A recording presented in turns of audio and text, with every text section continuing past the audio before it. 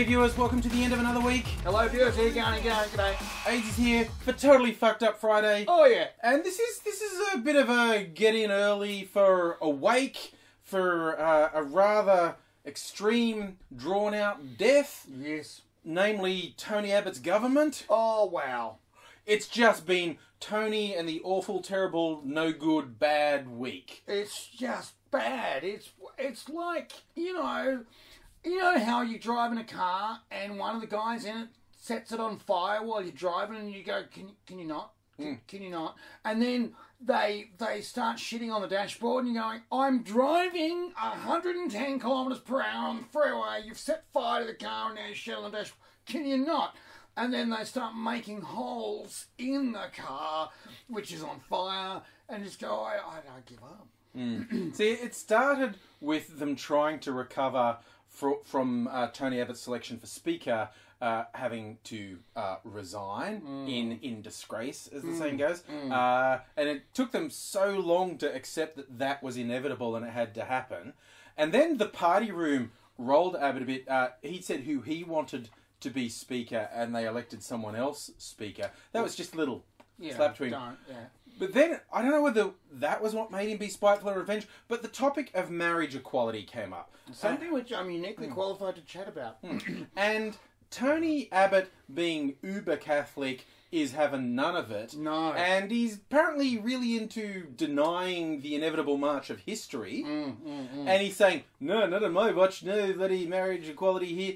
And even though there's a significant number, probably, possibly not a majority in his own party, who think it should be allowed, they should at least be allowed to vote on it, and they should be allowed to have a free vote in the Parliament. In other words, vote by their conscience, not along party lines. Saying, no, I'm not going to say you have to change the party line, but you should let me as an individual, a free individual in the party of free individuals.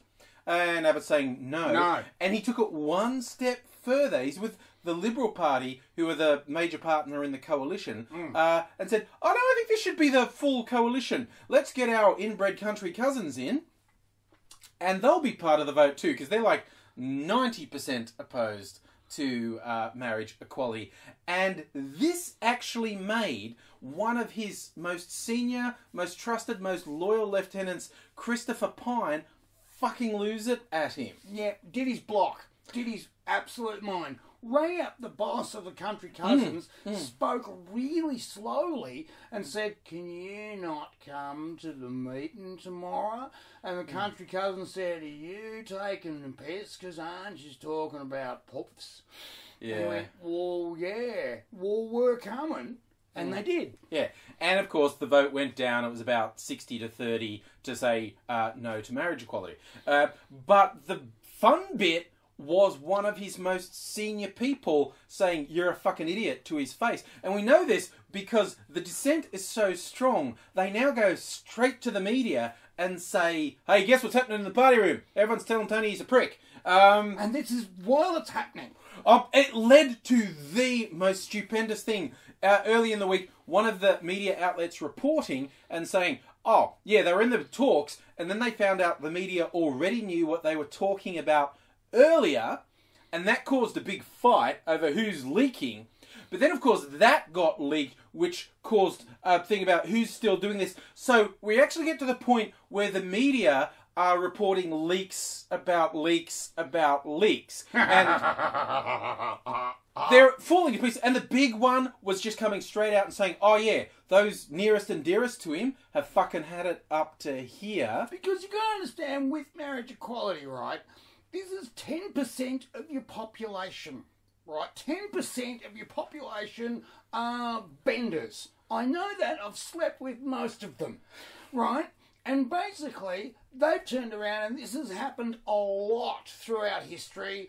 If you're slightly queer or very queer, then you don't get the promotion, the job, the spot on the team, you don't get included, and you don't get what's coming to you because it wouldn't look good publicly.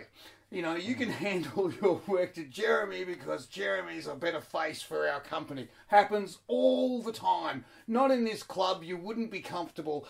There's one for your kind down the road with the pink entrance. This shit happens all the time.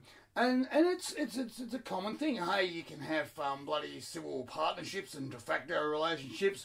Well, you can, but it also means that your partner is not deferred to when it comes to medical issues, is not given custody of your body, and is not able to apply for citizenship because they're not married to you, and it costs about 10 times more. So there are a lot of very important reasons, not least to stop saying to an important part of our population, you're just not good enough. And basically that's the message. Now, the thing is, everyone on that side of conservative politics is not stupid, and they basically go, the margins are not across the board 10%. But if you're doing this to 10% of your population in a flat-out snub, and this all started with Shorten bringing up a private members bill, and they didn't bother showing up. They didn't turn up. And it was like, it's okay, mate, we remember these little slurs. It's not going to kill us, and we've had worse. Hell, I've been nearly poofed bashed to death twice, so it's not like Tony can do anything new to me. But it's because it's gotten old. Yeah. And the desperation they're coming out with the objections. Like Abbott only a couple months ago said, no, I definitely wouldn't do a public vote on it. It's for the Parliament. And now he knows the Parliament want to vote on it. He goes, I think I'll do a public vote. Dude, how short do you think our memory is, actually? And then You're on tape, buddy. You're on tape. You got complete planks like Erica Betts, who previously said, we shouldn't have it because our Asian neighbours don't, and they'll think we're weird. Like, that's how you do all your policy decisions. But just this week, he's gone, we shouldn't allow the gays to get married because they don't all want to. Dolce & Gabbana, they famously said they weren't into gay marriage. Hey, there you go. They don't all want it, so they can't all have it. There's a shit ton of heterosexuals who don't want to get married, who have no interest in marriage. That is the stupidest fucking... If that's what you've got... Pack up and go home! For God's sake, think of the children. Oh yeah, that's the other thing. The fucking children. Despite the fact every objective survey shows children of same-sex families fare at least as well as heterosexual. Just this insane thing of, they've got to have a dad. Maybe they can have two. That's just a thing that doesn't make sense.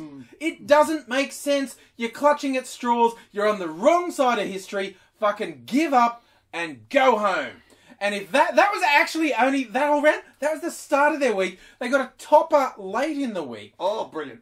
They've been running, ever since they've been in power, this government's been running a series of vendettas. And their biggest one was a royal commission into trade unions. The bastards! For those who don't know Australia's legal system, a royal commission is basically the most serious judicial investigation you can have. It's not an actual trial, it's a judicial investigation into something which could lead to criminal offences. It's way up there. They can compel witnesses, they can look at everything, they can open bank accounts, they can open any document, they can walk into any house and they can basically investigate. They can stick a microscope up your ass, and they do. Yeah, so it's a big deal, but it's a witch hunt. Abbott and his crew hate the unions, and of course unions have indulged in illegal activities. Much like the people who employ them and do the developments have indulged in illegal activities. You get to the big end of town, people indulge in illegal activities. So of course you're going to find some shit, and they're going to feel vindicated. And they appointed a fucking right-wing hack judge to front it, and that's all to be expected, except this week, it comes out, he's actually booked to be the headline speaker at a Liberal Party fundraiser, which, while not illegal, is the most egregious example of showing extreme bias. You can imagine, even this judge is on record in the past as saying the judiciary has to not give the appearance of bias. It's not enough to not be biased. You can't do stuff that calls the whole thing into question. Now, going to a fundraiser, that calls it into question. Now, this judge may, or they claim at this point that he didn't know it was a fundraiser. Now, that beggars belief, but we'll just, even if that's real, and he didn't know it was a fundraiser, The freaking Liberal Party did. The invite says in no less than 3 places about sign a cheque like this. It's going to fundraising for the New South Wales Liberal Party. It's going to the election. 3 times on the invite it talks about being a fundraiser for the New South Wales Liberal Party. They fucking knew they had the head of the Royal Commission coming to a fundraiser. Like we said, even if we assume he's thick as shit and didn't realise he was going to a fundraiser, the people organising the fucking fundraiser knew! They knew, right? And now they've come out in the media. Well, some of them come out, some of them are still just jokes. Come out in the media and basically giving it a bit of, oh, he's beyond reproach. Yeah, he's really not. He's really not. And basically the other side of politics and everyone else, like all of the various different oppositions, have turned around and say, he's got to go. Yeah, this is over. The Liberals actually looked like vaguely scoring 1 or 2 points with their Royal Commission. Like, they couldn't get former Prime Minister, they couldn't get sitting opposition leader. They were failing on the big scores, but it looked like they were scoring some points. Little hits. Now it's almost definitely going to go down in a screaming heap for being so biased. And they're still fighting like, no, there's nothing wrong with him. Basically exactly the same as they were saying about Bishop 3 weeks ago. It's like, they don't get... You've lost, guys. You don't get it. It's done. Is walk away. You've spent $100 million and your own fucking stupidity has burnt it to the ground. Basically, you didn't even bother to wait for the fucking thing to be finished before writing the history. You're an idiot. And if you needed any real proof that this guy is done, dead in the water, it was basically when Abbott said, he's a man of integrity with my full support.